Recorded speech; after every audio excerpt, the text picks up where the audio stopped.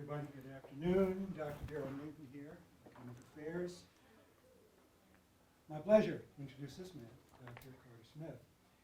His teaching interests include all levels of Spanish language, literatures, and cultures, and his research and creative activities include contemporary peninsular literature, critical constructions of space and urban space in literature.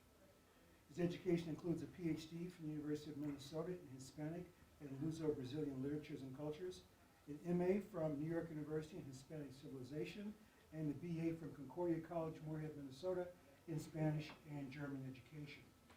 Here to present languages increasing students' active participation inside and outside the classroom through community-based course is our colleague, Dr. Carter Smith. Very good. Thank you, Dr. Newton, and thank you for coming. Thank you to ORSP for sponsoring and organizing these faculty forum, and for CETL to host it. Dr. Newton's presentation obviously shows that I've changed directions in scholarship, and the seed for this particular project started in the summer of 2017 when I was a Wisconsin teaching scholar through the CETL program, and then 17 and 18 academic year I was able to continue to work on this community-based Spanish course, and now the research is done, it's tabulated, and I'm starting to write an article about it. So I want to share with you the course itself and the research that I've been doing on how to increase active participation, willingness to communicate in and outside of the classroom through community-based course. If you've been in front of a classroom, or in a classroom rather, with students, who among us hasn't had a student who wants to use her language all the time, who will share all of her ideas willingly, who's always participating, raising her hand? And in the same class, you'll have the student who it's like pulling his teeth to get him to say 2 words. In a second language, it's perhaps even a bit more intense, because we want the students to participate in the target language. And I'm sure my colleagues in languages have experienced the student whose linguistic proficiency isn't quite so high, but he will just speak and speak and speak, no problems, no worries about using the language, not afraid to do so. Whereas the other student in the same class whose proficiency is quite high, who does very well in quizzes and exams, writes wonderful papers, she won't say 2 words unless really, really coached to bring it out. So are these trait-based factors? Is this personality, introvert, extrovert? Is this social background that influences the student's willingness to participate? If that's the case, how much can an instructor really affect their participation in the classroom, their willingness to communicate? Or are these situational-based factors, or are there situational-based factors that can be introduced into the classroom and in the curriculum that can, little by little, increase their willingness to communicate? And I think it is the second. Obviously, I wouldn't have created this course if I didn't think so. Confronted every semester in the classroom with varied levels of what's called WTC, willingness to communicate. I presented myself 3 years ago with the following research question: what could I do in a Spanish course that would increase the willingness to communicate amongst all of my students? So I created a community-based Spanish conversation course. It's equivalent of Spanish 302, Advanced Conversation and Composition, which is a 6th semester course here at UWEC. Most of the students are majors or minors, or they're thinking seriously about declaring a major or minor. But the focus in the review of the practice of grammar and vocabulary in this class revolved around the students' experiences with Spanish-speaking neighbors, Spanish-speaking community members within Eau Claire and a little bit outside of it. And I'll describe some of those experiences they had. As you'll see, I measured any potential increase in their WTC, willingness to communicate, via a survey that was administered at the beginning of the semester and the same survey administered at the end of the semester. And I also had a control group. And for 2 semesters, I was able to have the community-based Spanish 302 and a regular Spanish 302. The first time I did it, Dr. Hoff, a colleague of mine, Paul Hoff, he was kind enough to have his students take the survey at the beginning, at the end of the semester. And the second time I did it, I taught 2 302s. One was community-based and one was a standard 302. So,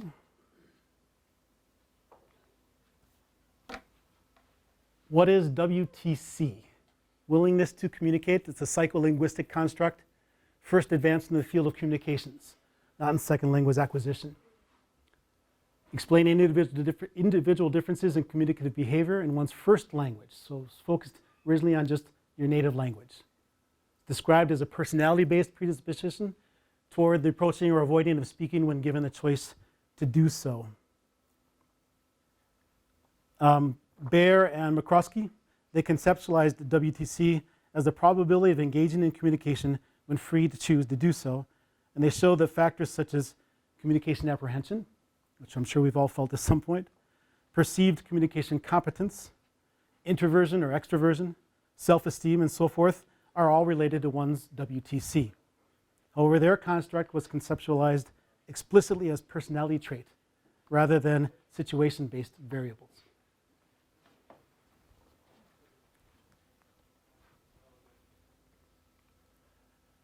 In the 90s, scholars started to study WTC in regards to a second language. McIntyre is one of the large names, and he and some colleagues created this WTC pyramid. Levels 6 and 5 mostly are the personality trait-based variables that can affect one's WTC willingness to communicate. For example, their gender, ethnicity, socioeconomic status, the influence of family and friends. Personality, maybe one's an introvert or an extrovert. Their disposition to react positively or negatively to something new, to a new situation, a new language. Layer 5, so these are going back to McCroskey and Baer, some of the first scholars studying WTC. Layer 5, here are some variables that would influence a person's ability to, or not ability, but a person's willingness to communicate in the second language. Now we're talking about second language here. The affective and social aspects of motivation to communicate, confidence of the person, their communicative competence. This we do affect in our classrooms in a second language. Just basic grammar, study of grammar, and linguistic competence, study of grammar, the vocabulary. After linguistic competence, we move them towards discourse competence, taking the grammatical structures and going beyond just discrete sentences, starting to communicate in narrative form, paragraph form. Then there's social cultural competence, knowing how to express messages appropriately within a different culture, and strategic competence, verbal, nonverbal type of communication. And those competencies we can also focus on in the classroom, but those are better learned and improved upon in immersion experiences, as you can imagine, especially when it comes to social competency. Layer 3 is where, so leaving behind, or recognizing, but leaving behind Baer and McCroskey, McIntyre and colleagues started focusing on these two layers. And layer 3 is where I think my class comes into play a lot more. Most of the students already came in with a desire to want to go out and communicate with the Spanish-speaking community. They knew from the honors, the first iteration was an honors course, it said Spanish, or community-based Spanish. So they knew what they were getting into. And they had a desire to go out to the community and use it. The second time I gave the class, though, it was via our department. It was a Spanish 302 with an asterisk that community-based Spanish, but students don't always read the details. And I found out at the end of the semester when they had to give a presentation about their experiences, there were several who didn't know it was going to be a community-based Spanish class. And there were at least 2 who said, well, I saw it was community-based Spanish class, but it was the only one that fit my schedule. I wasn't really that interested in it. So the motivation to the desire to communicate with a specific person or group can be there or not, but via a semester of different types of activities, whether they were programmed and prepared or spontaneous with the Spanish-speaking community, really did, in the end, the data showed, push these students towards that willingness to communicate.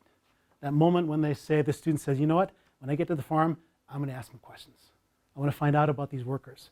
When we go to the Catholic Church after Mass, I want to share about my family. And so I want to use my language. They've got that willingness to communicate, which in the end ends up with L2, second language use. One of the ultimate goals of learning process should be to engender in students the willingness to seek out communication opportunities, right? And the willingness to actually communicate in those opportunities. The hopes of increasing students' WTC and pushing them to the ultimate goal of using the language both in and outside of the classroom is part of this. And by engendering a willingness to communicate, language instruction can achieve a social goal, I believe. A social goal of bringing cultures and people into contact.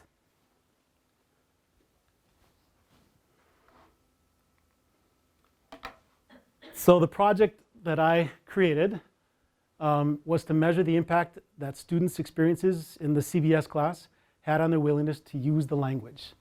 And again, I had a CBS Spanish 302 and a standard Spanish 302. Both classes covered similar grammatical structures, practiced and assessed them. However, instead of the typical readings and films used in the standard Spanish 302 class, the CBS course had, the first iteration had 6 opportunities, and I'll describe a few of them, to meet with and learn from the area native Spanish speakers in a variety of settings. And I did this purposely. All the experiences were designed to create opportunities for the students to use their Spanish in formal and in informal situations. Formal situations provide them with more comfort, encouragement. Informal, that's hard, but spontaneous speech is really important when you're looking to acquire a second language. So they had prepared opportunities as well as spontaneous communication. I'll start with Mr. Rosenau. John Rosenau is known to many people here, I think, on campus. He's a good friend of the university. He has a dairy farm about an hour south of Eau Claire in Cochrane, Wisconsin. And for 20 years, he's been hiring mostly Mexican immigrant workers. As a matter of fact, from the same 3 villages in the state of Veracruz in Mexico. He's had fathers and sons and uncles and brothers. When they come for 2 or 3 years and they know they're going to be leaving, they always contact a relative or a friend, and they don't leave until that person's there to take his place. He knows that they're going to be dependable. They work 6 days a week, 12 hours a day. They get 1 day off. But he's started an NGO called Puentes Bridges. And he has taken farmers from around the area, Minnesota, Wisconsin, to these villages. So the farmers have a concept of what the workers are doing here, the sacrifice that it is, the positives and the negatives of being away from their families, sending the money back. He also brings in a professor from UW River Falls who gives them entrepreneurial classes, and he provides English courses for them, for those who want as well, because most of these guys want to go back to the villages and they want to be able to start their own businesses. They don't want to stay away from their families for the rest of their lives.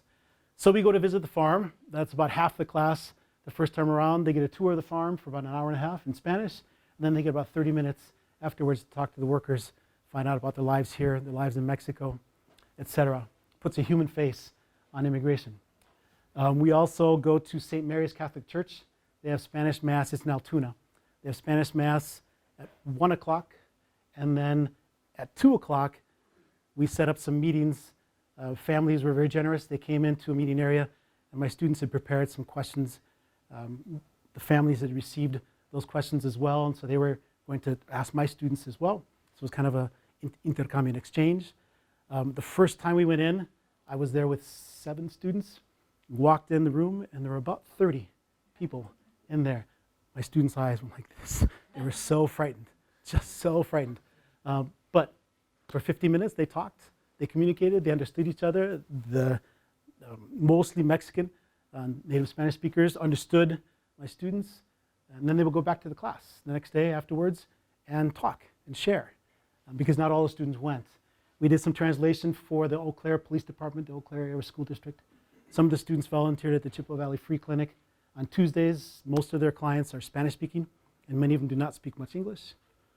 That first year, my son was on a United soccer team, and there were 4 families.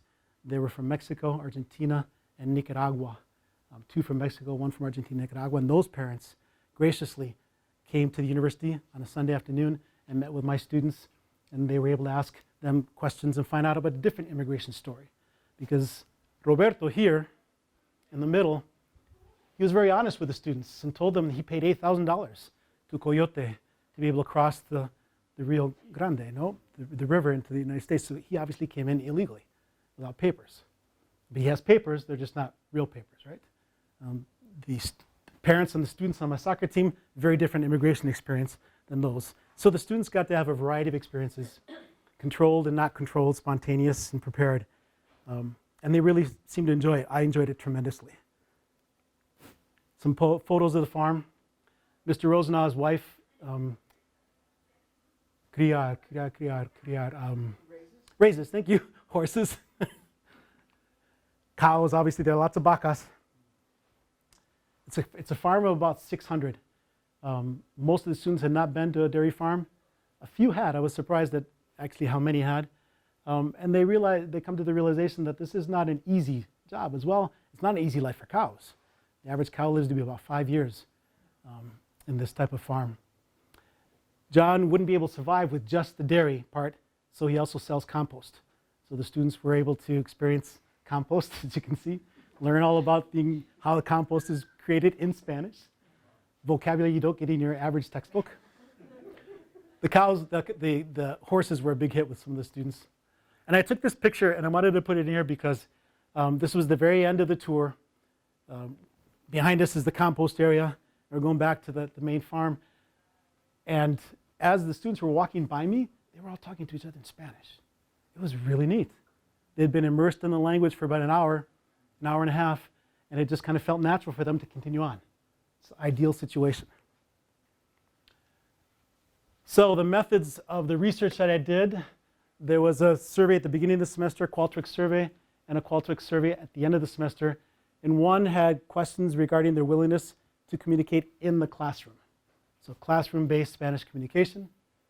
For example, how willing are you to speak with a teacher before or after class? Speak with a classmate who's a native Spanish speaker to carry out a short class activity. Likert scale, 1 never, 5 always. And there were also questions for community-based Spanish communication. Again, speak with a Spanish speaker in a service counter. How willing would they be to do something like that? Or speak with the Spanish speakers having trouble communicating in a public setting, such as a store or a bank. So at the beginning of the semester, they said, I'm this willing or not willing, etc. And then we compared it to the end of the semester. Quantitative data for the classroom-based communication and community-based communication were analyzed with mixed ANOVAs. Now, I don't know any of this stuff, so I have to give a shout out to Dr. Jeffrey Goodman in psychology. He and April is going to be giving a talk in this forum series as well. He and April are very gracious and good colleagues, but they also, part of their work is to help people like me who know nothing about quantitative analysis. I do a lot of qualitative work. Take all the data from the Qualtrics, he runs it in the machines, and comes out with this really cool results. I still have to go back to him, visit him again, because I'm not comfortable with this stuff to be able to talk about it really well, but that's what was used. Class type, of course, comparison of the CBS versus a regular, and then the time is semester, early versus end of the semester. So just a couple of findings that I found it wonderful. In regards to the classroom-based communication, simple effects test indicated that participants in the community-based Spanish showed an increase in their willingness to participate in the classroom-based Spanish from the beginning of the end of to the end of the semester. And in contrast, willingness to communicate among participants in the standard Spanish course didn't really show an increase, not a significant increase across the semester. And I think one of the main reasons is the students were so excited to come back into class after the experiences and talk about it. And the students who didn't go to the particular experiences, because they didn't have to go to all of them, they had to choose 4 of the 6 and go to those, they wanted to know about it because they didn't get that chance to be in there. So it was starting to create this community. And there was a lot more language use throughout the semester because of the interest that these experiences created in them, the excitement. As regard to community-based Spanish communication, this is interesting, I thought. Simple effects test indicated that participants in the standard Spanish class showed an increase in their willingness to participate in the community-based Spanish. The effect was stronger, which I would have expected for students in the community-based Spanish class. But I was really pleased to see that students in 302 start to realize that, I can do something with my language.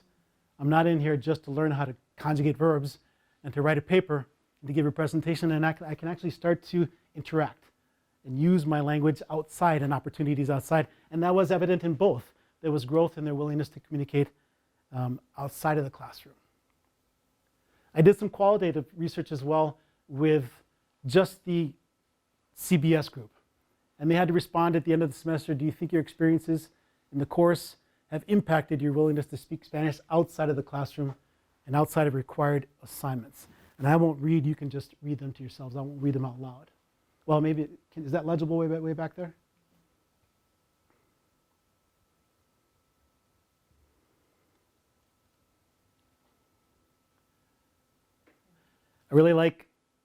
I've begun to willingly talk in Spanish and seek out other people to talk to as well. They miss the opportunity, the real life opportunity to use their language once they're done with the course. So I'm really pleased to see that. And this student still recognizes that he or she's still timid to use it, but is willing, that pyramid, is she's starting to get up, or he's starting to get up on the top of that pyramid, where they make a decision to actually use the language. They're willing to communicate.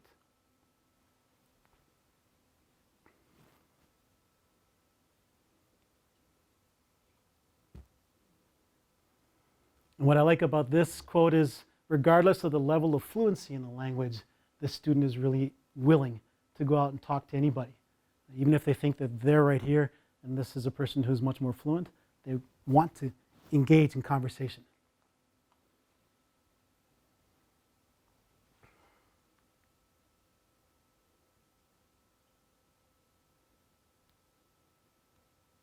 And what I like so much about this quote is that creating an intrinsic motivation within the student, him or herself, to continue her pursuit or his pursuit of learning Spanish.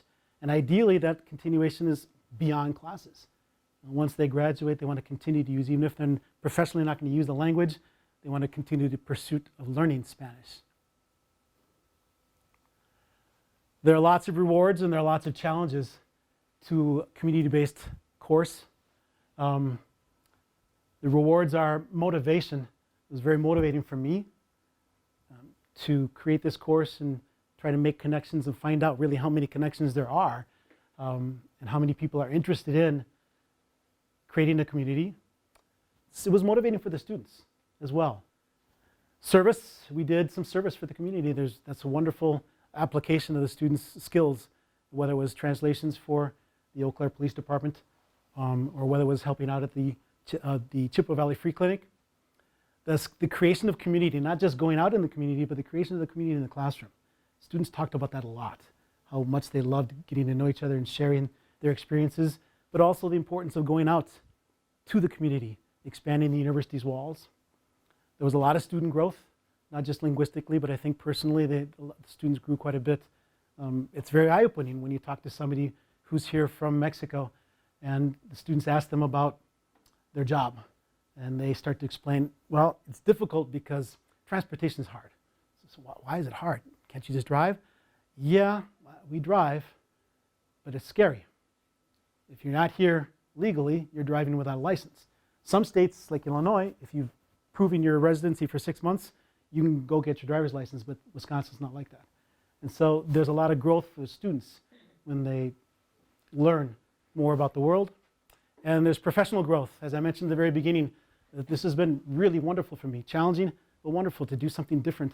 I'm getting towards the end of my career, but this is a great way for me to start doing something different and learn and grow a lot professionally. Challenges, they don't work on a semester schedule. The community generally doesn't work on a semester schedule. During the day, they're busy, so it's weekends, it's evenings, which conflicts with students' schedules many times, but the students, they didn't bat an eye. Most of our meetings were Sundays, Sunday afternoons when the community can meet, or evenings when they can meet as well, and the students made time. Trust, I was talking to Kaishan about this. The past few years are very difficult for immigrants, and to get them to trust a public institution first of all, and to trust strangers. They don't know to share about their lives. I mean, who's to say that a student wouldn't learn that this person's here illegally? And who knows? Go to the police. It didn't happen. We had long conversations at the beginning of the semester about what's the purpose of this course. The purpose of this course is to meet, to communicate, to learn about. It's nothing more than that, not to judge, etc. But there's a trust issue for the Spanish-speaking community. Making connections can be difficult. I have to give a shout out to Ruth Cronji in English. She's kind of the one who got me really interested in community-based research. And then she put me in touch with John, and John put me in touch with this person and that person. A lot of the connections didn't work, but then if it didn't work, they would say, well, why don't you try this person? I made connections through, like I said, my son's soccer game. The director of the Chippewa Valley Free Clinic, her son plays with my son. But making connections can be a challenge. It's also going to be fun, but it can be a challenge. And the biggest challenge for me is I did not want the Spanish-speaking community to feel like they were a guinea pig for my students. There's got to be something that they're getting out of it. John says his workers simply get a satisfaction somebody recognizes them as people and want to know about them, find them interesting. He said that's wonderful for them to have somebody take interest in them. And so I always want to make sure that when I set these connections up, that our partners feel like they're getting something out of it as well. When we go to the church, for example, we'll talk about some of students did some research this past semester on some of the classic errors in English that Spanish speakers make, and here's why. So they're able to put, here's the Spanish concept of this grammatical, here's the Spanish of this grammatical concept, and here's some of the errors, and here's the connections why you're dropping off your S. You're not saying he says, he say, for example. So just to finish off, opportunities in other disciplines for community-based experiences. Kaisan, I know, Skypes with Chinese speakers who are abroad. You've also had your students connect with Chinese students here, international students here on campus. Jessica Miller in French takes her students to the elementary schools in the area to present a little bit of French culture and language. Those are small things that you can do to embed a course with some community-based experiences. Nursing goes out to John's farm, and the nursing students who, especially if they're studying Spanish, they go out to the farm and they talk to the workers about just health, general health, physical and mental health. English, I mentioned Ruth. Ruth has, I think there it's called scientific and professional writing is an area of focus in English, and I know she has a lot of her students go out into the medical community and work. So there are there are opportunities. There are lots of opportunities. It just takes some time. You got to give yourself a semester or two to start to make the connections and create those community bonds. I'm sure there's others on campus doing this as well. It's something that I found very gratifying, and I've really enjoyed it. So thank you for listening.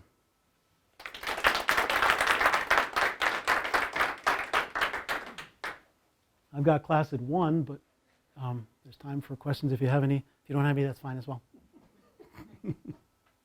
My WTC sometimes is not so high. Actually, I have one.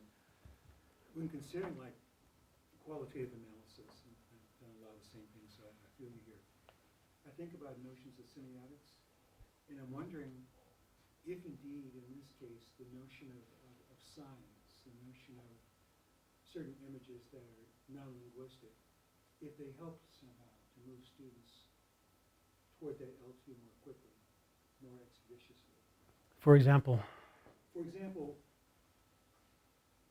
being on a farm and seeing a sign that may indicate that cattle are crossing or something like that, then supersedes the spoken language, becomes just a sign, a semiotic, an imagery. Okay, with that image, does that somehow help to foster a more comfortable experience than speaking another language, or does it supersede it?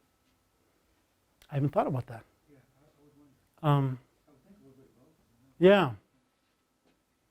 I don't have an answer for you right now. I haven't thought about that, but I think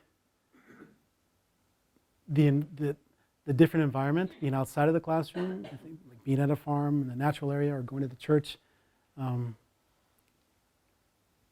just the environment itself lowers that affective filter for the students and increases their willingness to participate. But I haven't thought about it from the perspective of semiotics.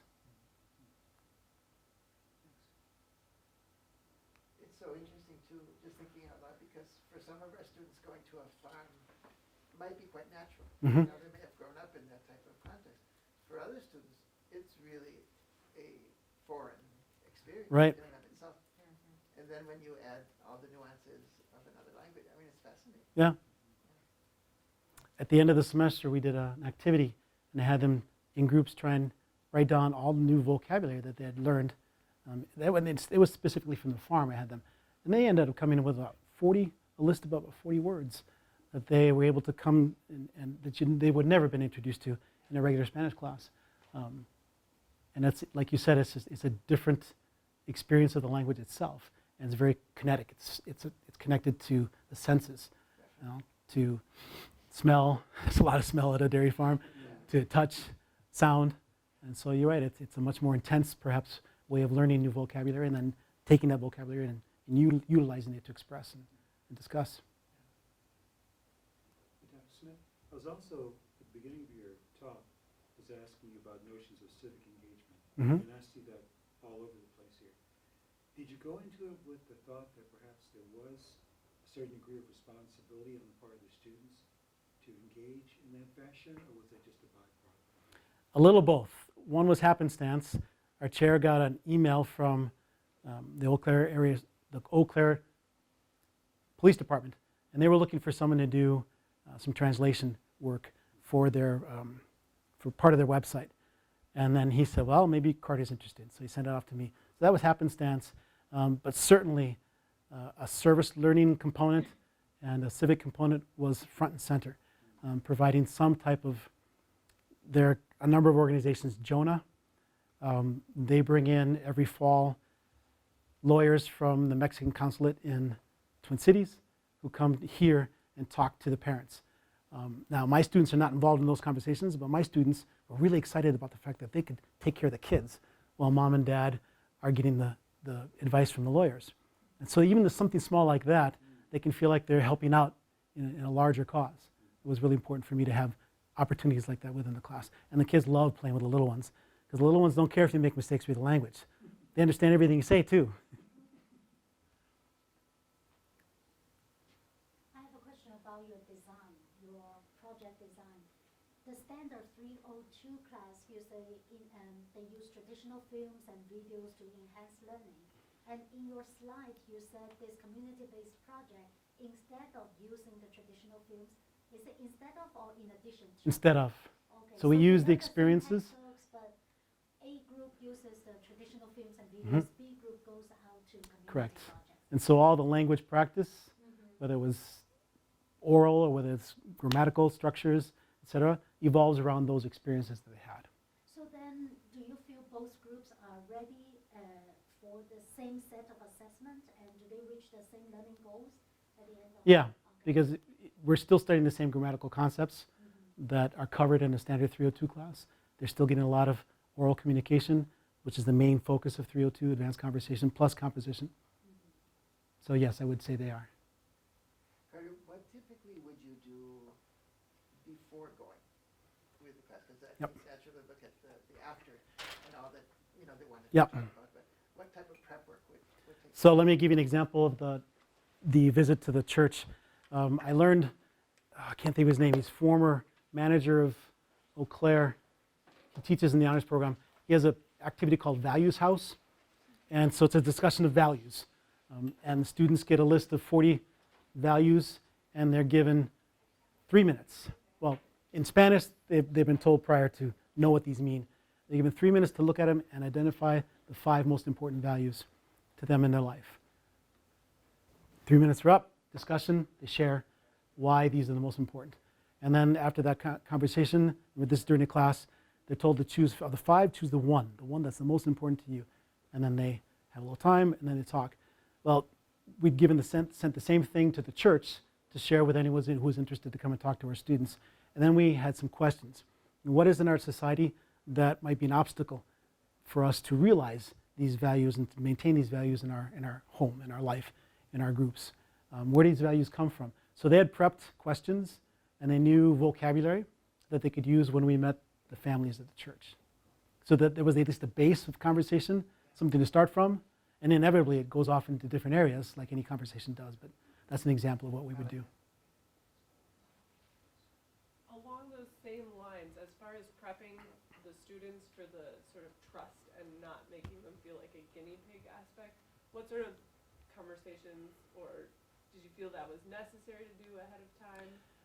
Yes, and especially for the church. However, I have to confess, that didn't occur to me until after our first conversation at the church, when all of a sudden one of the young men who was there said, I think that family is not here with legally, because they talked about being really afraid of driving. And then all of a sudden I realized, gosh, I didn't even think about prepping them for that type of conversation. So we sat down and had some conversations about, well, why are we doing this in the first place? What are the benefits of getting to know others?